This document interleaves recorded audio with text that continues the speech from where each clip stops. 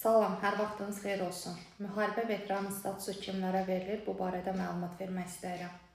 Azərbaycan Respublikasının ərazi bütövlüyü uğrunda 2020-ci ilin sentyabrın 27-dən noyabrın 10-nadək Şuşa, Cəbrayıl, Zəngilan, Qubadlı, Kəlbəcər, Laçın, Xocavənd və Xocalı rayonlarının, Tərtər rayonunun Talış, Suqovuşan və Çaylıq kəndlərinin ərazilərində, habelə Füzuli və Ağdam rayonlarının 2020-ci il 27 sentyabr tarixinədək işğal altında olmuş ərazilərində hərbi hissə, bölmə və ya orqanların tərkibində döyüş əməliyyatlarında iştirak etmiş, yəni döyüş əməliyyatlarının icrasının təşkili və ya bu əməliyyatlara rəhbərliyi göstərilən ərazilərdə həyata keçirilmiş, həmin ərazilərdə döyüşlərdə bilavasitə iştirak etmiş hərbi qulluqçulara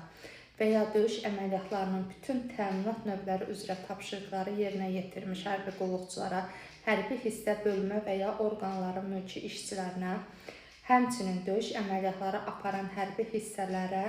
ərazilərdə həmin əməliyyatların bütün təminat növləri üzrə tapşırıqların yerinə yetirilməsi